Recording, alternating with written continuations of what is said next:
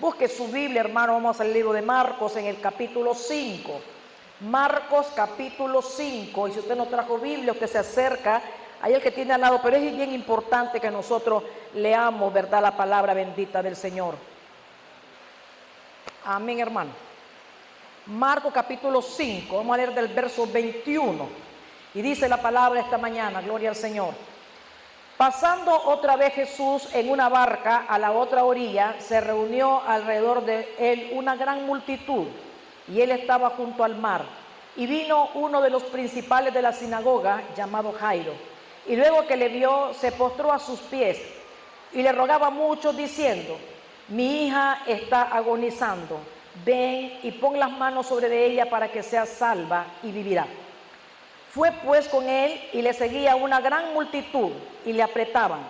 Pero una mujer que desde hacía 12 años padecía de flujo de sangre y había sufrido mucho de muchos médicos y gastado todo lo que tenía y nada había aprovechado, antes le iba peor. Cuando oyó hablar de Jesús, vino por detrás entre la multitud y tocó su manto, porque decía: si tocare tan solamente su manto, seré salva. Y enseguida la fuente de su sangre se secó, y sintió en el cuerpo que estaba sana de aquel azote. Luego Jesús, conociendo en sí mismo el poder que había salido de él, volviéndose a la multitud, dijo: ¿quién me ha tocado mis vestidos? Sus discípulos le dijeron: ves que la multitud te aprieta y dices: ¿quién me ha tocado? Pero él miraba alrededor para ver quién había hecho esto.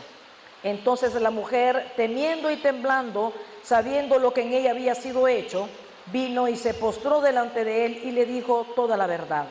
Y él le dijo: hija, tu fe te ha hecho salva, ve en paz y queda sana de tu azote. Vamos a sentarnos, hermano, esta mañana. Gloria al Señor por su santa palabra, ¿verdad? Y dice el tema esta mañana, dice: la fe lleva a la acción. De repente decimos: yo tengo fe, pero no estamos haciendo nada. Pero ¿qué cosa es fe, hermano? ¿Qué es fe esta mañana? Dice la palabra que fe es la certeza o la seguridad de lo que se espera. Es la convicción de lo que no se ve, o sea, es confiar en Dios y tener plena seguridad, ¿verdad?, que Él todo lo puede. Entonces me acerco yo a Dios creyendo, ¿verdad?, confiando que el Señor es poderoso, que Él puede hacer todas las cosas, que para Él no existe nada imposible, hermano. Por eso es la palabra que se acerca a Dios debe de creer que Dios existe y que es galardonador de los que le buscan. Entonces Dios es bueno, Dios es real, Dios es poderoso. Para Dios no existe absolutamente nada imposible. El médico dice de repente: esta enfermedad es incurable, y hasta le dicen, hasta abusan y dicen: tiene tantos días de vida. A veces no nos mata, no es porque Él tenga la razón y sean tantos días, sino porque uno mismo se llena la cabeza de eso, ¿me entiende? Y decimos: me queda tantos días, y eso es lo que le queda.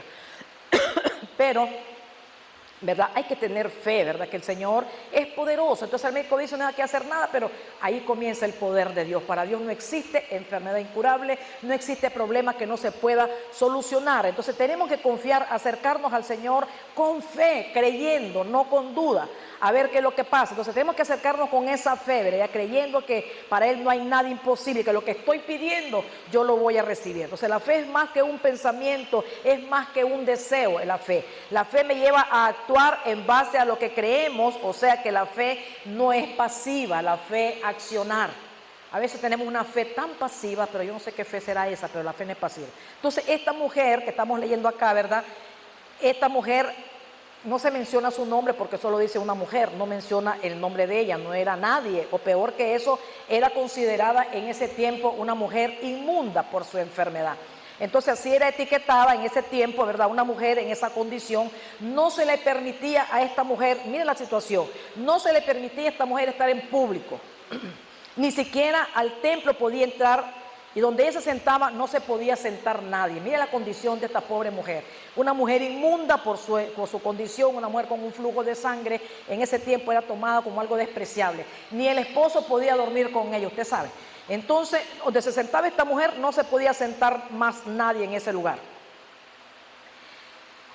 Pero además de eso, dice que había gastado todo su dinero, había gastado todo lo que tenía ella. No tenía ya dinero, sin dinero, había gastado todo su dinero en médicos, en medicamentos, y dice que no había conseguido la sanidad, no había conseguido nada, sino que dice que seguía o estaba peor su condición. Entonces, enferma, despreciada, empobrecida, sola, esta mujer me imagino que estaba desesperada, ¿verdad? Alguien sabe lo difícil que es tener una hemorragia, eso es algo horrible. Uno se debilita, ¿verdad? Y sin condiciones, porque tenemos condiciones para una hemorragia. En ese tiempo no había toalla sanitaria, no había nada. Yo no sé cómo hacía la pobre gente, pero imaginémonos la condición de esta mujer debilitada de viaje, sin dinero, sola, ¿verdad? Y con esa situación tan difícil. Y bueno, esta mujer escuchó, sí, hablar de Jesús. Ella escuchó, porque usted sabe que Jesús andaba por todos lados, dice que multitudes lo seguían, unos comentaban con otros. Qué bueno es comentar lo bueno y no comentar lo malo, ¿verdad? Entonces comentaban los unos a los otros porque él hacía milagros, ¿verdad?, en público, y de repente esta mujer dice que escuchó hablar de Jesús, de su poder sanador. Y esa mujer, ¿verdad?, escuchó, con eso que ella escuchó, ella se preocupó y decidió salir de su casa y romper con todas las leyes sociales de esa época, arriesgarse en medio de aquella multitud, porque si esa mujer la descubrían, que era esa mujer que andaba con el flujo de sangre, capaz de que la mataran. Entonces, pero ella salió, ¿verdad?, en medio de aquella multitud, sin que nadie le reconociera. Ella creyó y estaba determinada a tocar el manto de Jesús. Ella dijo en su corazón: si tan solo yo tocare el borde de su manto. Usted sabe qué es el borde, o sea, la orillita del manto. Ella decía, entre aquella multitud, era una fe arriesgada. Ella salió en medio de la multitud, me imagino que se metió en aquel burbullo de gente, a la mano le extendió hasta poder tocar el borde del manto de Jesús.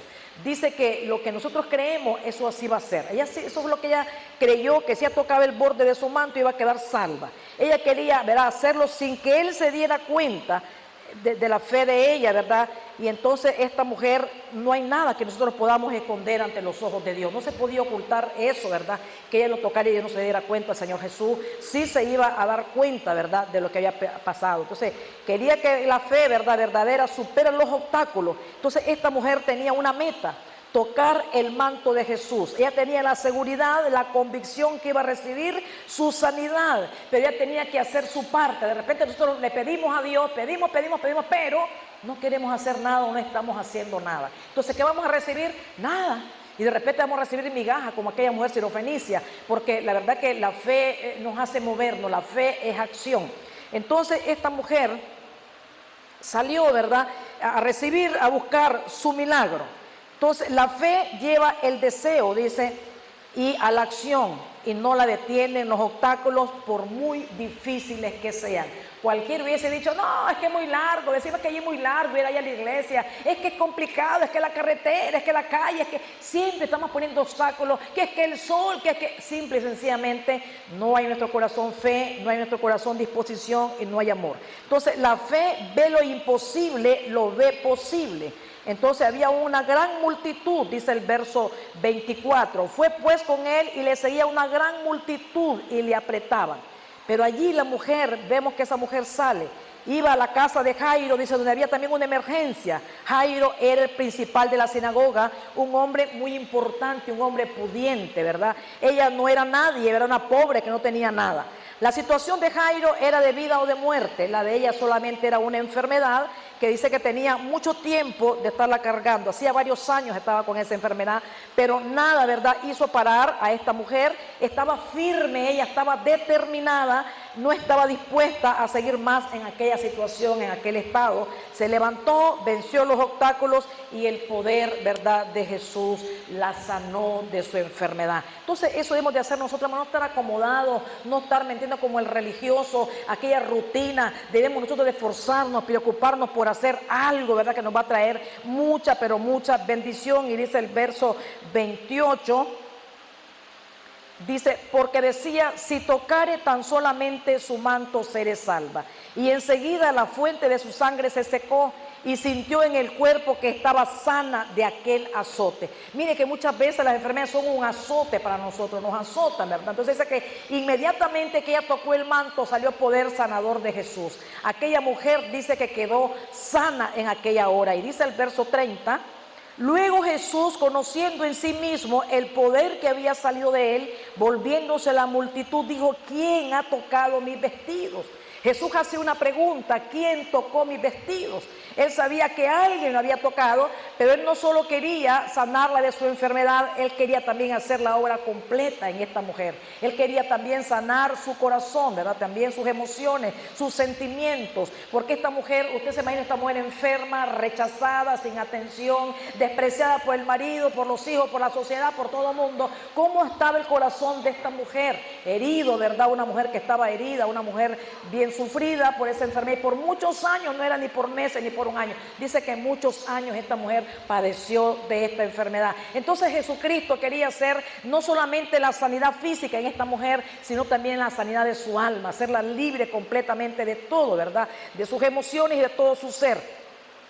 Entonces nosotros muchas veces limitamos el poder o la obra de Dios en nuestras vidas. Y dice el verso 31, sus discípulos le dijeron: ves que la multitud te aprieta y dices: ¿quién me ha tocado? Y dice el verso 32, pero él miraba alrededor para ver quién había hecho esto. Claro que Jesús sabía quién había hecho eso. ¿Qué es lo que Jesús estaba esperando? Que la mujer fuera sincera, que la mujer diera la cara y que la mujer, ¿verdad? Jesús la viera también a ella. Entonces Jesús paró la marcha para ver la situación que estaba pasando. Un caso, ¿verdad?, que estaba allí parecido a menor empatía. Jesús dijo: ¿a quién me ha tocado? A los ojos de la multitud. Ella no era nadie, pero Jesús le importaba a ella. Dios conoce las intenciones del corazón cuando nos acercamos a Él. Jesucristo lo sabe todo. Dice la palabra que no podemos esconder en nosotros nada a Dios, nuestros sentimientos ni nuestras intenciones. No le podemos esconder nosotros nada, absolutamente nada a Dios. Entonces Él conocía las intenciones del corazón, ¿verdad? Y entonces entre los que están en la multitud rozan, empujan, aprietan, en los que se acercaban con el deseo de recibir el toque del maestro. Y dice el verso 33, entonces la mujer, temiendo y temblando, sabiendo lo que en ella había sido hecho, vino y se postró delante de él y le dijo toda la verdad.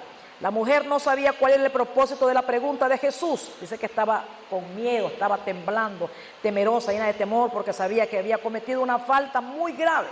En ese tiempo, atreverse a tocar a un rabí, siendo inmunda por su enfermedad, esa era una falta que podía costarle la vida a esta mujer. Entonces vino temblando, indica que había mucho miedo en ella, y se postró a sus pies. ¿Qué indica esto? Una actitud de humildad, reconocimiento, ¿verdad?, de su falta. Declaró todo lo que había hecho, indica sinceridad de corazón y disposición de aceptar su responsabilidad por su acción. Se le venía una sentencia de muerte, pero ella estaba dispuesta a aceptarla. Pero lo hermoso es que Jesús no desprecia, dice la palabra.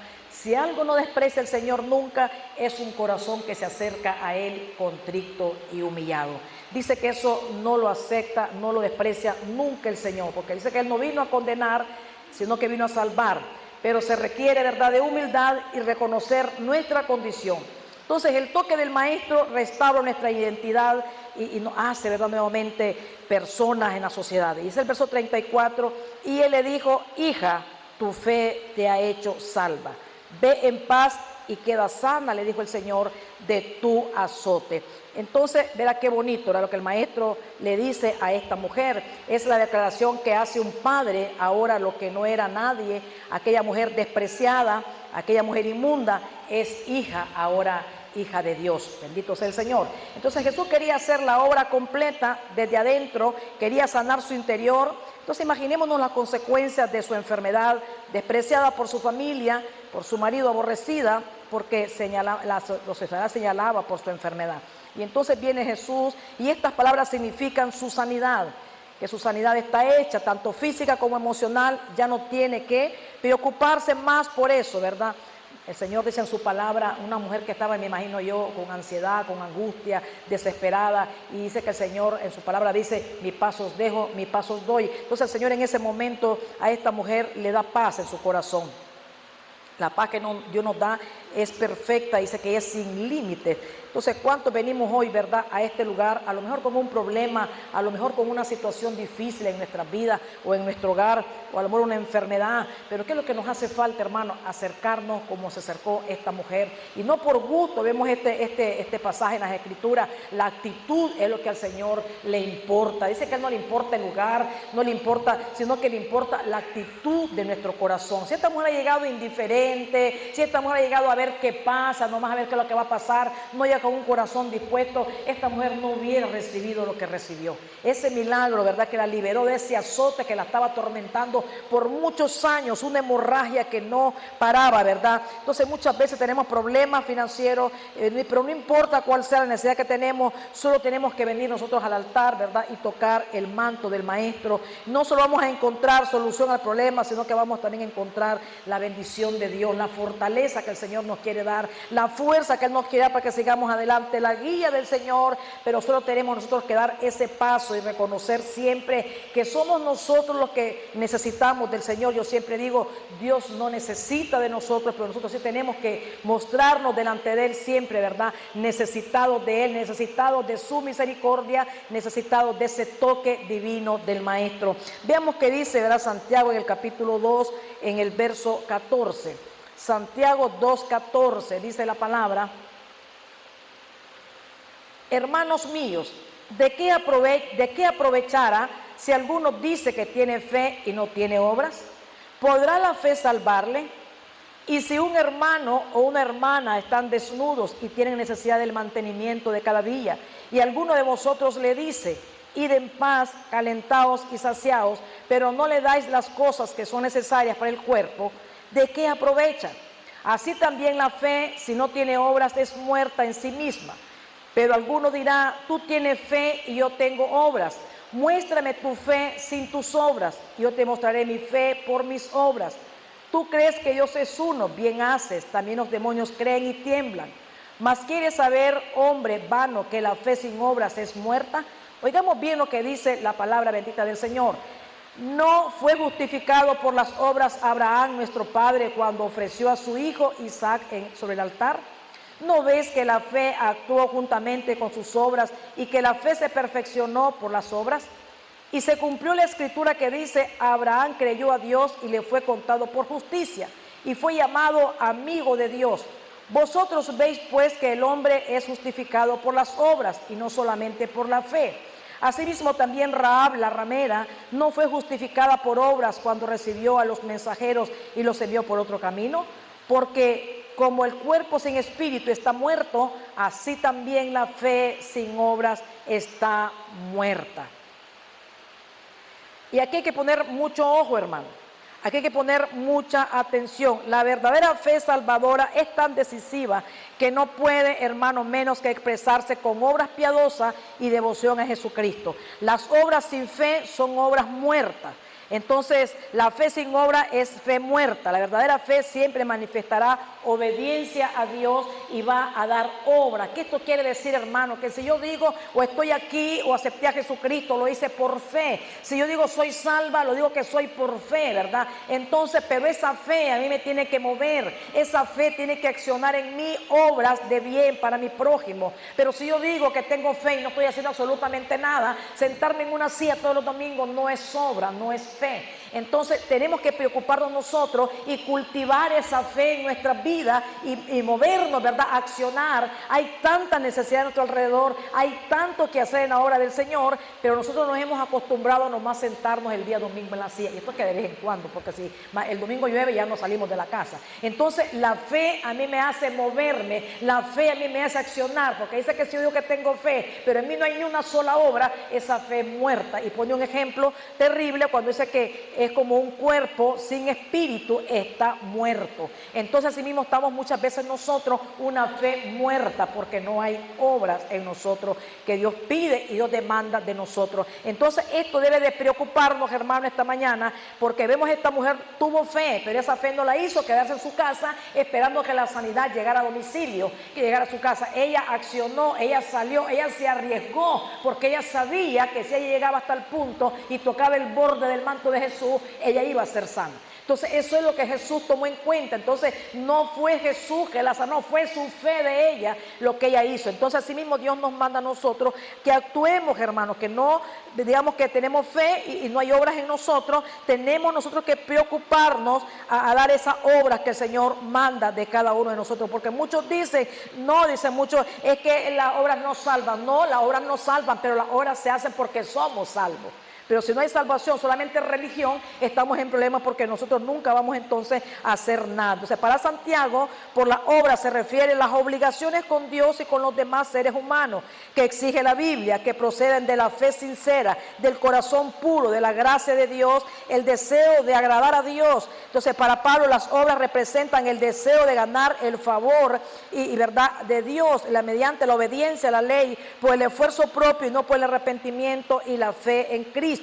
Entonces hay, hermanos, que preocuparnos y comenzar nosotros a esforzarnos y comenzar nosotros a meternos con Dios y comenzar a cultivar esa fe en nuestros corazones y darnos cuenta, ¿verdad?, que Dios nos da muchísimas oportunidades. De repente cerquita de nosotros, el vecino, el que está al lado, el que está al frente, y nosotros a veces no estamos haciendo nada. Entonces hay que preocuparse, ¿verdad?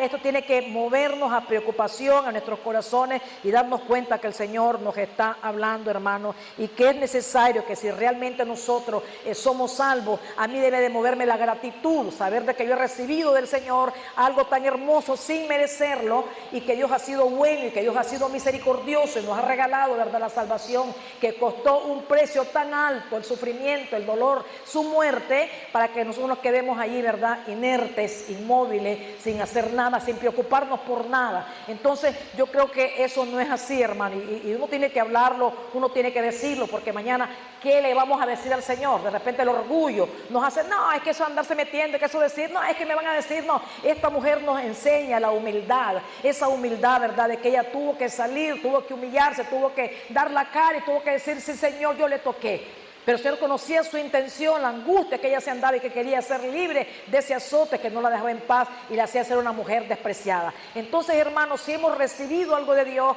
eso debe de movernos a nosotros, involucrarnos a hacer algo y no usar, ¿verdad?, eso de que me da pena, pero es orgullo el que hay en nosotros. Y recordemos que el orgullo Dios lo aborrece, Dios detesta a la persona orgullosa. A veces pensamos que es que me da pena, que es que no andar como sobrado, andar como arrimado. No, hermano, cuando uno hace esas cosas porque hay en mi corazón hay amor, porque en mi corazón hay humildad y porque yo quiero agradar a Dios antes que a los hombres. Entonces cuando hacemos esas buenas obras nosotros y nos preocupamos por eso, es porque queremos quedar bien con Dios, no es con el hombre, porque el que se agrada de estas cosas es Dios, el que nos quiere ver accionando es Dios.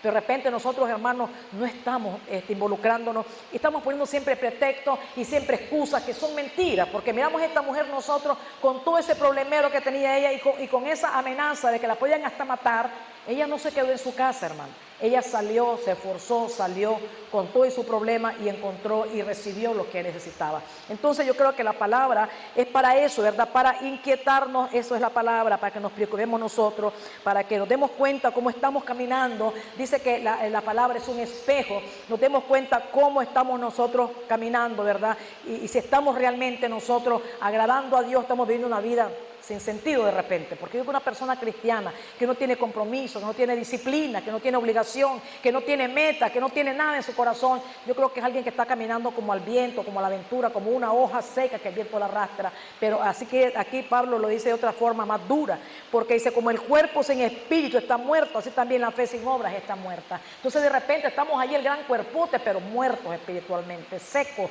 como aquellos huesos secos sin vida, porque la palabra a mí tiene que producir en mi vida.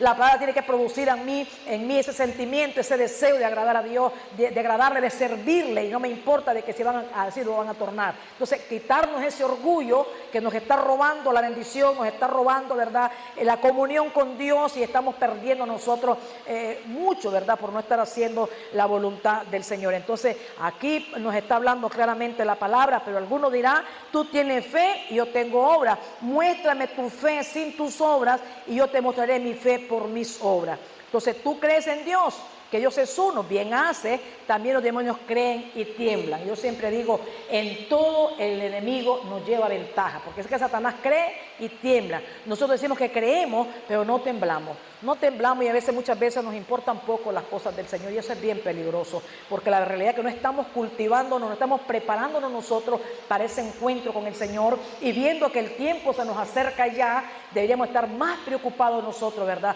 Por hacer la voluntad de Dios, por vivir para agradar a Dios, vivir para el Señor, y no vivir para estar perdiendo nuestro tiempo en tonterías, porque no estamos ya para eso. Entonces, que la palabra esta mañana, ¿verdad?, nos inquiete en nuestro corazón a preocuparnos por involucrarnos, por hacer algo para el reino, porque eso es lo que el Señor está esperando de nosotros, que salgamos, ¿verdad?, y nos preocupemos. Eso significa la palabra, que salgamos, nos preocupemos, nos demos cuenta que podemos ser grandes instrumentos en las manos de Dios, pero tenemos que disponer nuestro corazón, y hay tanto que hacer en la obra del Señor, hermano, aún por lo más mínimo que sea, hacer una oración diaria por los enfermos, una oración diaria sincera, ¿verdad?, por los que tienen necesidad. Yo creo que ya estamos invirtiendo nuestro tiempo, y no poner excusas, hermanos, porque de eso está repleto, dice el infierno, adoquinado de excusas y pretextos. Entonces hay mucho que hacer, hay que involucrarse, hay que preocuparse, hay que invertir bien el tiempo, porque el tiempo ya se nos acortó, el Señor viene pronto y el Señor está esperando acción de nosotros. Si hay fe en nuestros corazones, debe de haber acción. Y esa acción a mí me hace correr, me hace preocuparme y me hace desesperarme por hacer lo que yo ya sé claramente en mi corazón que tengo que hacer, sin poner excusas y sin poner pretextos. Entonces, cuando hay ese amor, cuando hay esa gratitud y hay esa fe, hermano, nada te va a detener, ni el sueño, ni la pereza, ni nada, porque uno no importa desvelarse, madrugar, pero nosotros queremos estar bien con Dios, queremos agradar a Dios cuando hemos entendido. Entonces, eso es falta de una relación sincera con Dios, una relación de tener un diálogo con Dios diario, con la palabra, con la oración, para que sea el Señor que nos inquiete, para que sea el Espíritu Santo que nos ponga el sentir en el corazón de hacer la obra del Señor. Pero si yo no me meto con Dios, tampoco Dios se va a meter lamentablemente conmigo. Porque Dios ya sabe qué corazón está dispuesto, qué corazón va a poner el Señor un encargo de ir a ver un enfermo, de ir a hacer cualquier cosa, cuando el Señor sabe que sí estamos dispuestos a dejar la comodidad, a no poner pretextos, a no poner excusas. El Señor sabe que vamos a hacer, vamos a ejecutar lo que el Señor nos pone en el corazón. El Señor ya sabe que no lo voy a hacer, si tengo unos pretextos, no me va a poner para nada. No me va a usar para nada, y creo que eso es muy triste, o debe de ser muy triste, digo yo, decir que somos cristianos y no estamos haciendo absolutamente nada.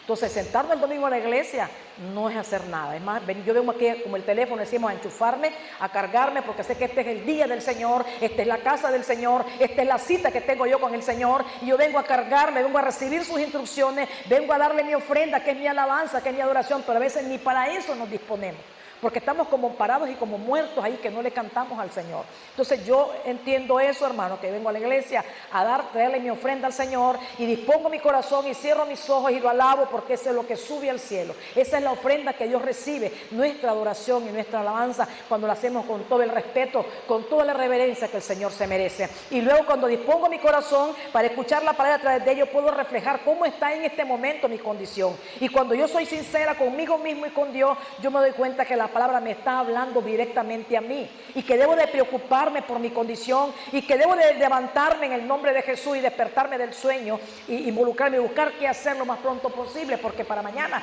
ya puede ser muy tarde. Entonces, hermano, para eso es que nos congregamos, ¿verdad? No le servimos a Dios sentado en una silla, venimos a llenarnos, venimos a recibir, para luego hacer algo con esto que hemos recibido hoy. Esto debe a mí moverme a hacer algo y saber que Dios toma en cuenta, aún el esfuerzo mínimo que yo hago, el Señor lo toma en cuenta. Y dice la palabra que aún, dice, los que llegaban al templo a encender las lámparas no las encendían de balde, porque Dios dice que nunca se queda con nada. Él toma muy en cuenta, ¿verdad?, todo lo que nosotros hagamos con amor, con gratitud para Él. Entonces esto, hermano, que sea, ¿verdad?, un alarma, una alerta para nosotros hoy, preocuparnos. Hay jovencitas que tienen toda la vida encima, decimos toda la leche, ¿verdad?, por encima, para hacer algo por la obra del Señor, para siquiera con el testimonio inspirar a otros y que digan, qué bonito esa muchacha, o qué bonito ese matrimonio, o qué bonito esa señora. De repente es lo contrario lo que dice la gente, por nuestras palabras, por nuestras actitudes, por nuestro testimonio. Y de repente pedimos y no recibimos, porque el Señor tiene el corazón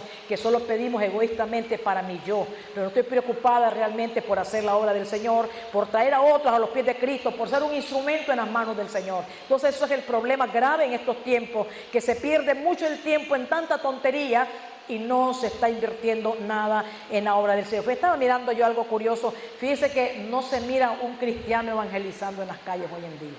Difícil. ¿Usted sabía eso? No se mira un cristiano visitando a sus hermanos hoy en día. ¿Y qué pasa, digo yo? Entonces, ¿qué estamos haciendo en la iglesia nosotros? De repente una hermana no está y no nos interesa, no nos preocupa si está bueno y si no vino tan bien. Y no debería de ser así. La iglesia somos una familia, hermano. En la iglesia es la familia de la fe. O sea que yo siempre he dicho, ustedes son más mis hermanos en Cristo que los que parió mi madre, porque tal vez no quieren nada con Dios.